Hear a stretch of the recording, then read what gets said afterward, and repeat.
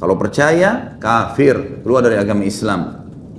Orang-orang yang pergi ke dukun ini mau jalan pintas sebenarnya, karena dia tidak punya kualitas, tidak percaya diri lalu dia pergi ke sana. Mereka mengatakan, berapa banyak ustadz uang yang sudah dikeluarkan? Puluhan juta, mungkin ratusan juta. Untuk mendatangkan duit, mereka ternyata minta syarat-syarat yang tidak mungkin orang datangkan. Seperti misal, minta tikus yatim. Sebenarnya info apa yang dicuri di langit? Apakah info yang dimaksud adalah Lauhul Mahfud? Pernahkah ada riwayat jin yang berhasil mencuri info tersebut? Hadis Bukhari itu. Itu jelas ada. Yang dicuri adalah informasi tentang... Sebelum melanjutkan kajian ini, dukung dakwah Islam dengan cara subscribe, nyalakan lonceng notifikasi, like, dan tinggalkan komentar terbaik Anda. Jazakumullahu khairan katsiran. Seperti biasa kronologisnya terlebih dahulu. Dukun, ahli nujum, adalah yang dimaksud semua di dalamnya peramal, penyamun, penyihir. Ya. Ini semua masuk dalam kategori yang dibahas di sini. Hanya saja dukun lebih fokus kepada penyihir biasanya, dan peramal lebih dikatakan ahli nujum. Makanya Imam Az-Zahabi rahimahullah membedakan keduanya. Tetapi secara hukum sama saja. Kita diharamkan mendatangi dengan cara bertanya kepada dukun, peramal, penyamun, penyihir, siapapun dia, laki-laki dan perempuan, berkedok apapun dia, beralasan agama apapun dia, walaupun muslim, tetap hukumnya haram. Tidak boleh sama sekali kita datang kepada mereka. Kenapa? Karena seluruh dukun, seluruh ahli nujum pasti berinteraksi dengan jin. Dan berinteraksi sama jin, apalagi minta tolong sama mereka, hukumnya haram, tidak dibolehkan. Mereka selalu berusaha mencuri saja informasi dari langit. Sebagaimana sudah pernah saya sampaikan, riwayat tentang batu meteor yang jatuh, kemudian baginda Nabi SAW menjelaskan kepada para sahabat, kalau itu adalah anak-anak panah malaikat yang dilemparkan kepada syaitan yang berusaha untuk mendengarkan atau mencuri informasi dari langit. Dan banyak di antara mereka yang terbakar dengan anak-anak panah tersebut, sementara yang lolos di antara mereka akan datang membawa informasi kepada teman-temannya daripada dukun, peramal, penyamun, penyihir ini, menginformasikan kepada mereka berita dari langit. Kata Nabi SAW, dan dari 100 berita, 99 semuanya dusta. Hanya satu yang benar. Yang benar pun itu karena dia mencuri informasi dari langit. Kalau hadis ini sudah jelas bagi kita teman-teman dengan sanad yang sahih. Lalu untuk apa seseorang di antara kita masih pergi untuk meramal tangannya, meramal wajahnya, meramal nasibnya, dan bergantung pada nujum. Nujum adalah bintang-bintang. Seperti sekarang, dari kecil kita sudah dicekoki. Kamu bulan sekian, lahirnya berarti bintang kamu ini, bintang kamu itu. Dan tidak sedikit di antara kita beli majalah hanya untuk membaca terkaan ahli nujum ini. Diterkalah warna favoritnya bulan ini, diterkalah rezekinya, diterkalah jodohnya, diterkalah makanan favorit, dan segala macam hal. Dan ini teman-teman dari zaman dulu, dari zaman orang-orang filosof dari Yunan, mereka sudah melakukan dan mereka percaya semua itu, bintang-bintang Sagittarius lah, Taurus dan semuanya adalah nama-nama dewanya mereka. Dan kalau antum masih menarik dan percaya itu berarti percaya sama dengan dulu orang-orang yang tidak punya Tuhan. Mereka percaya dengan dewa-dewa. Semua itu tidak benar. Dan semua itu diharamkan. Tidak dibolehkan teman-teman sekalian. Seorang muslim punya pondasi dasar. Sesuatu yang telah berlalu, yang dia kerjakan. Kalau baik dia bersyukur. Kalau salah dia minta maaf sama Allah. Clear bagi dia. Sesuatu ke depan, dia dioptimiskan dalam syariat untuk berbuat. Buat, selama masih bernafas, lakukan. Wa quli malu, kata Allah. Fasayarallahu amalakum wa rasuluh. Berbuatlah, beramallah, maksimalkan. Allah dan Rasulnya akan melihat perbuatan kalian. Artinya Allah SWT akan menilai itu. Rasulullah SAW nanti hari kiamat bertemu dengan kita dan tahu, oh ini hamba, ini pengikutku, ini umatku yang patuh dan ini umatku yang tidak patuh. Ya. Kata Nabi SAW dalam hadis lain, kalau di tangan seseorang di antara kalian ada bibit yang dia mau tanam dan dia tahu besok terjadi kiamat, tetap ditancapkan. Tidak ada kata pesimis dalam Islam. Semuanya optimis, semuanya yakin dengan beramal. Tidak ada sesuatu yang ditebak-tebak, tapi sesuatu yang pasti.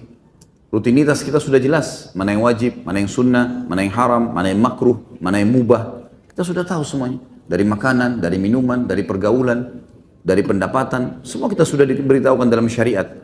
Maka orang muslim tidak butuh peramal. Untuk apa diramal teman-teman sekalian? Untuk apa datang kepada orang-orang yang menebak-nebak, tidak jelas? Padahal kita sudah tahu. Masa lalu kita kalau salah, ada syariat menjelaskan, ini salah loh kau berbuat, zina, bohong, riba, dan seterusnya. Caranya, taubat, clear. Kita berbuat amal soleh, kita sempat sholat, alhamdulillah, syukuri. Saya akan terima hasilnya hari kiamat. Tidak ada tebak-tebak ini. Ini pasti. Allah tidak akan pungkiri janjinya. Sesuatu yang masa depan, lakukan yang terbaik. Sampai dikatakan dalam pepatah bahasa Arab, kalau hari ini lebih baik daripada kemarin, kau telah beruntung. Dan kalau seandainya hari besok lebih baik daripada hari ini, kau adalah orang yang paling sukses. Karena sesuatu yang kalah bagi seorang muslim. Semuanya jelas bagi dia. Tidak butuh nujum, tidak butuh terkan-terkan bintang. Bisa benar, bisa salah. Terlebih lagi memang mendatangi mereka, konsultasi dengan mereka, coba-coba bertanya pada mereka, hukumnya dosa besar. Kalau percaya, kafir, keluar dari agama Islam. Kita akan bacakan dalil-dalilnya.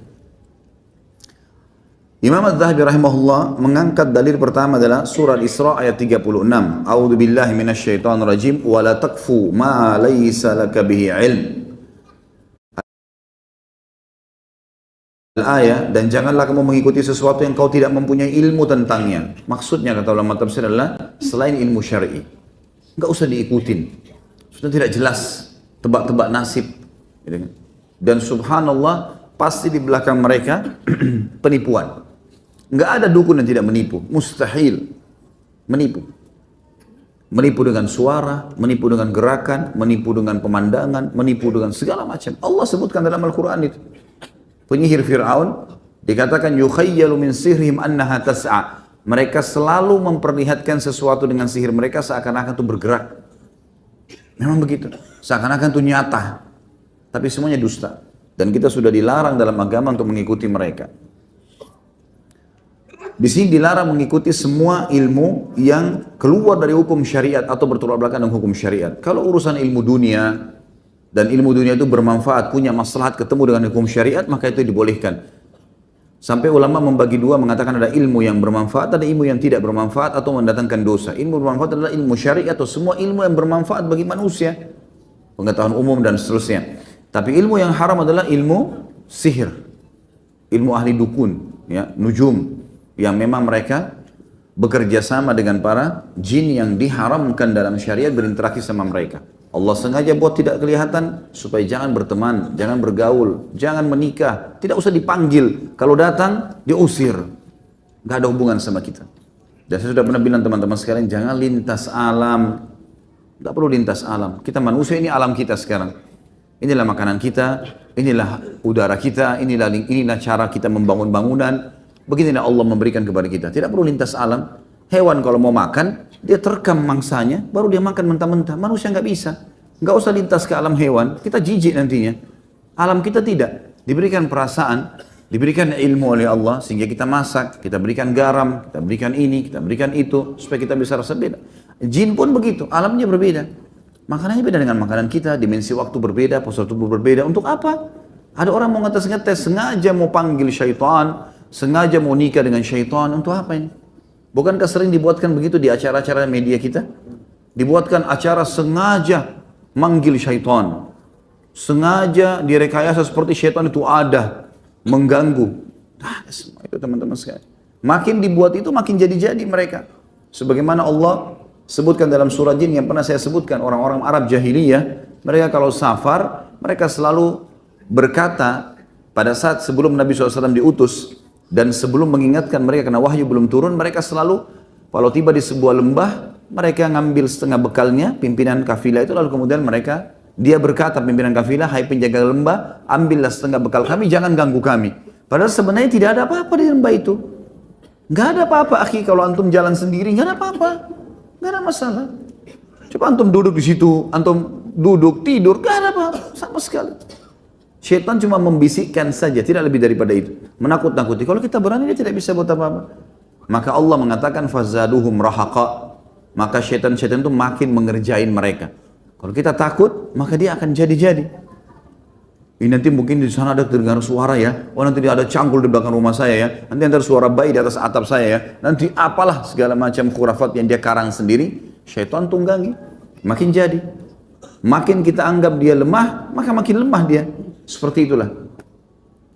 Jadi harus difahami teman-teman sekalian, tidak boleh sama sekali kita masuk ke alam itu. Tidak perlu. Tidak perlu lintas alam. Hiduplah sebagai manusia yang kita sudah lalui selama ini, umur antum 30, 40 tahun, 50 tahun, itulah kehidupan kita. Tinggal kita sesuai dengan syariat, mana halal, mana haram. Udah nggak usah lintas alam. Yang kedua adalah dalam surah Al-Hujurat. Surah Hujurat ini sebenarnya menjelaskan tentang masalah sangka. Semua ilmu nujum, ilmu ramalan, ilmu dukun, semuanya sangka. Semuanya prasangka. Mereka bertanya juga kepada kita. Mereka juga berusaha mengatakan baik, serahkan kepada saya ini, serahkan kepada saya itu syaratnya. Kemudian mereka suruh kembali nanti. Kenapa disuruh kembali? Mereka juga bersangka, cari tahu. Lalu untuk apa kita minta tolong sama mereka teman-teman sekalian? Allah mengatakan, di sini Imam Adz-Dzahabi maksudnya mau datangkan semua ilmu dukun, ilmu ramalan, penyamun, penyihir, semuanya sama, isinya prasangka. Dan Allah mengatakan inna ba'dadh-dhanni itsm. Prasangka-prasangka itu akan membawa pada perbuatan dosa. Dalam surah Jin ayat 26 sampai 27 Allah Subhanahu wa taala menjelaskan kepada kita bahwasanya tidak ada yang tahu gaib. Gaib sesuatu tidak dijangkau oleh mata manusia, enggak ada yang tahu itu. Jin pun tidak tahu. Kenapa kita harus minta pada mereka? Mereka juga tidak tahu itu sebenarnya. Mereka hanya berusaha mencuri informasi dari langit. Allah SWT menjelaskan dalam surah Jin, khusus bicara masalah golongan makhluk ini yang banyak menyesatkan manusia. Alimul ghaibi fala yudhiru ala ghaibihi ahada. Dialah adalah Rabb, dia adalah Rabb Allah Subhanahu wa taala yang mengetahui yang gaib dan dia tidak memperlihatkan kepada seorang pun tentang yang gaib itu illa man irtada mir rasul, kecuali yang ia ridhoi dari rasul yang diutus. Itu pun para rasul hanya melihat sebagian, seperti Nabi SAW melihat sebagian, ya. Kemudian yang lain-lainnya, para nabi-nabi, Nabi Musa, Nabi Isa, dilihatkan sebagian dari keajaiban dan hal-hal yang gaib di mata manusia, gitu kan. Tetapi tidak semuanya. Kalau hanya di sini dalam ayat dikatakan rasul saja dan utusan Allah saja yang diperlihatkan, maka pastikan semua jin, semua syaitan tidak mengerti apa-apa. Menipu kita saja teman-teman sekalian, menipu. Si dukun ditipu oleh jinnya, kita ditipu oleh dukunnya. Minta duit lah, minta inilah, minta itulah, segala macam hal. Ingin orang lain suka, saya sudah pernah sampaikan. Ada manusiawi kok. Tutur kata yang santun, tatapan mata yang syahdu, pengorbanan, memberi hadiah. Manusia suka. Untuk apa lintas alam pakai tenaganya jin, buat orang lain paksa supaya suka dengan kita? Nggak perlu. Tunjukkan kualitas kita sebagai manusia. Ingin naik jabatan, cari kualitas, pelajari ilmunya. Untuk naik menjadi manajer dari jabatan saya sekarang, apa yang saya harus lakukan? Tanya di perusahaan itu. Untuk prestasi ini apa yang saya harus lakukan? 1, 2, 3, 4, 5, catat, kejar, pelajari, lakukan. Insya Allah akan dapat tuh. Alam manusia. Gak usah pakai ilmu-ilmu seperti ini lalu membuat supaya pimpinan perusahaan suka sama dia. Gak perlu. Anda yang bekerja menjadi pembantu rumah tangga, menjadi supir, untuk apa ini? Pasang-pasang sembarangan di rumahnya, jimat-jimat lah, tulisan-tulisan lah supaya majikannya suka. Dusta semua itu. Dusta, gitu kan. Itu tidak benar semua. Bekerja yang benar. Kata Nabi SAW, Inna Allah yuhibbu min abdin idha amila amalan an yudkhinahu. Kata kunci orang sukses, kata Nabi SAW, Allah sangat cinta dengan seorang hamba yang menguasai pekerjaannya. Coba tekuni deh. Jadi supir yang benar, profesional, bagus pasti. Jadi montir yang benar, pembantu yang benar, gitu kan? Pegawai yang benar, manajer yang benar, pemilik perusahaan yang benar, bermuamalah dengan manusia dengan cara baik. Tunjukkan kualitas, maka akan aman insya Allah. Orang-orang yang pergi ke dukun ini mau jalan pintas sebenarnya, karena dia tidak punya kualitas, tidak percaya diri lalu dia pergi ke sana. Gak ada gunanya. Gak ada gunanya sama sekali. Kalau dukunnya mati, cari dukun lain. Kalau tidak sukses, sudah dibayar sekian banyak, rata-rata semuanya yang pernah ke dukun dan mengaku pada saya di pengajian dan akhirnya mereka tinggalkan, alhamdulillah, mereka mengatakan Berapa banyak ustadz uang yang sudah dikeluarkan? Puluhan juta, mungkin ratusan juta. Dari sekian banyak permintaan, mungkin satu dua, itu pun secara kebetulan memang. Bukan karena dukun-dukun ini, kebanyakan ditipu. Ada yang dukunnya lari, ada yang syaratnya terlalu banyak, susah, ada yang segala macam hal lah, buruk semuanya. Kemudian dikatakan juga di dalam hadis Nabi SAW, dan hadis ini yang sudah masyhur sekali, dan ini yang paling banyak dipegang oleh para ulama tentang haramnya seseorang mendatangi dukun, peramal, penyamun, dan penyihir. Sabda Nabi SAW, "Man ata arrafan aw kahinan fasaddaqahu bima yaqul faqad kafara bima unzila ala Muhammad sallallahu alaihi wasallam." Barang siapa yang mendatangi tukang dukun, peramal, penyamun, penyihir, dan seterusnya, lalu membenarkan apa yang dikatakannya. Oh iya, ini nanti kamu dalam 3 hari akan begini, kamu 1 minggu akan begini, orang ini pasti akan begini. Dia percaya. Mempercaya, bertanya dosa besar. Percaya bisa pada kufur. Dikatakan kalau dia percaya apa yang dikatakan oleh dukun, peramal, penyamun itu, maka dia telah kafir dengan wahyu yang diturunkan kepada Muhammad sallallahu alaihi wasallam, dan isnadnya sahih, diriwayatkan oleh Auf dan Ibnu Sirin dari Abu Hurairah radhiyallahu anhu. Juga ada hadis yang lain. Mungkin kalau yang pegang buku kita langkahi satu hadis, ada hadis di bawah riwayat Imam Muslim, "Man ata arrafan fasa'alahu an syai'in fasaddaqa lam tuqbal lahu salatun arba'ina yauman."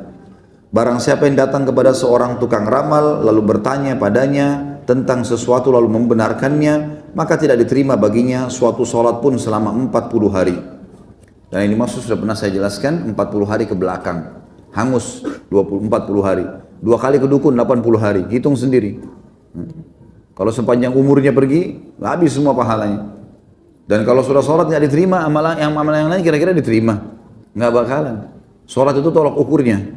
Karena sholat awal amal dihisab hari kiamat. Kalau dia aman, aman semuanya. Kalau dia salah atau dia kurang, maka mengganggu amal yang lain, gitu kan? Kalau sholat tidak diterima, berarti yang lain tidak diterima. Itu maknanya, gitu kan? Untuk apa nih teman-teman sekalian? Alhamdulillah Allah mudahkan kita fasilitas, tinggal berdoa, angkat tangan ke langit, sampaikan kepada pencipta langit dan bumi, pencipta manusia yang sedang kita sukai, pencipta makanan yang sedang kita sukai, pencipta pekerjaan yang sedang kita sukai. Semuanya Allah yang ciptakan. Minta kepada dia, Allah lunakkan, Allah berikan insya Allah. Nggak ada yang mustahil. Kenapa harus melalui dukun-dukun ini?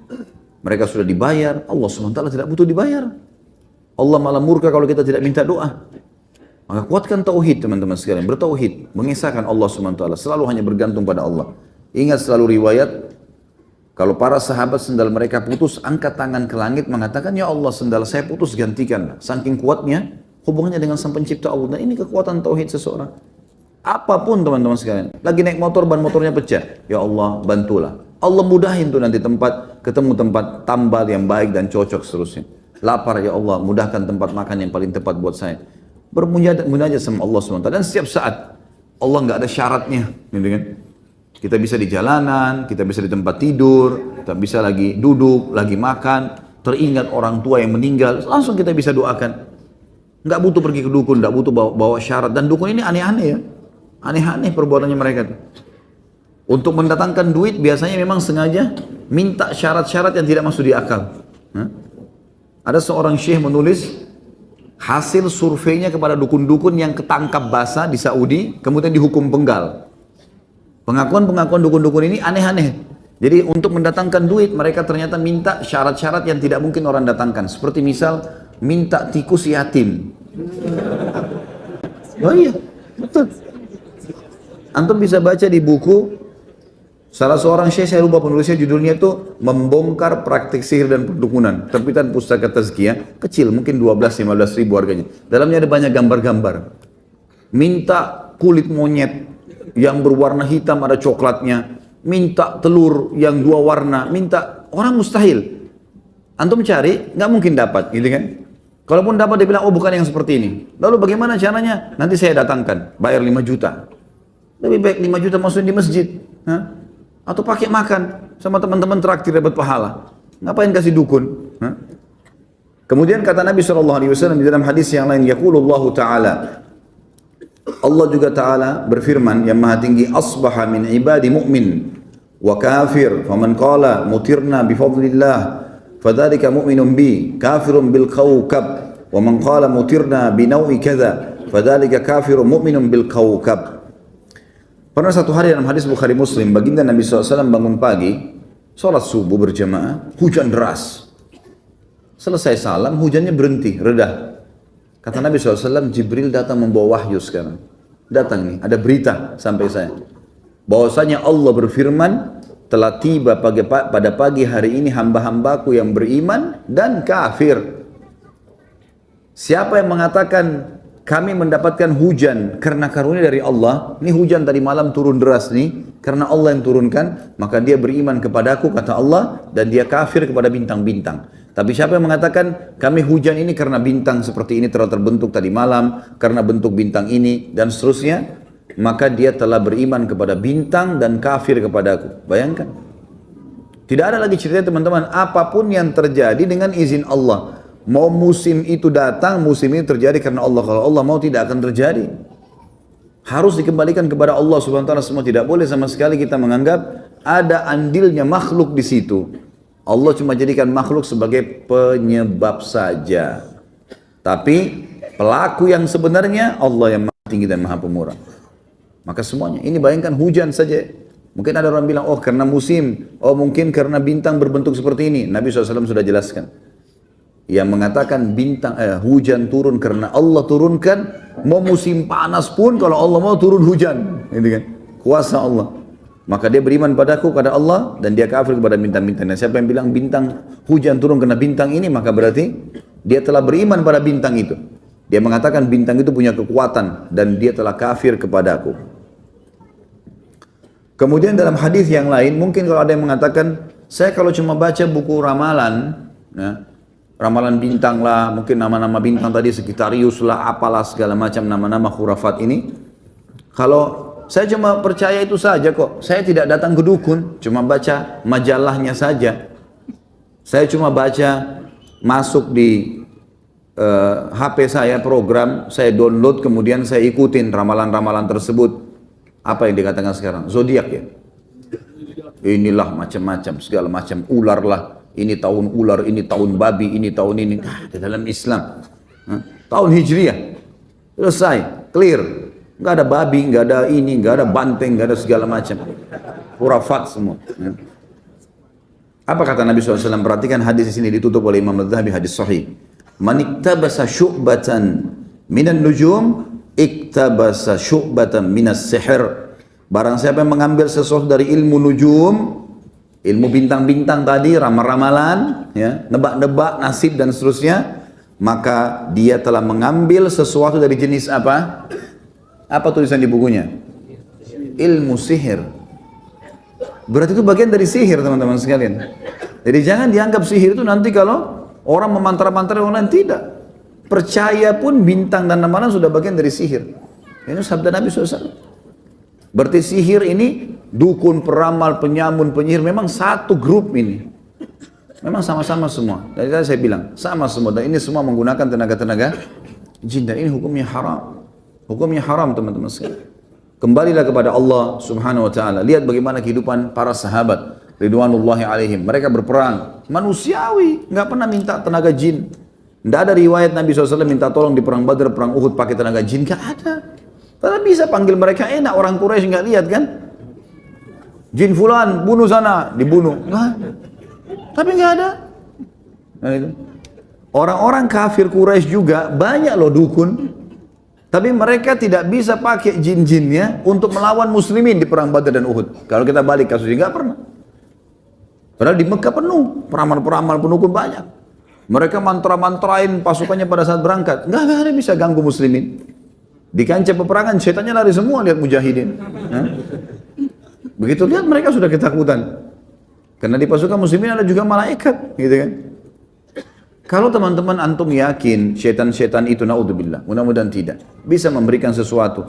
Bagaimana? Sementara dia gaib, nggak kelihatan. Bagaimana dengan malaikat di sebelah kiri kanan kita? Bagaimana dengan Allah yang menciptakan semua itu? Jauh lebih mampu. Kenapa nggak minta kepada Sang Pencipta Allah Subhanahu wa taala secara langsung? Allahu a'lam.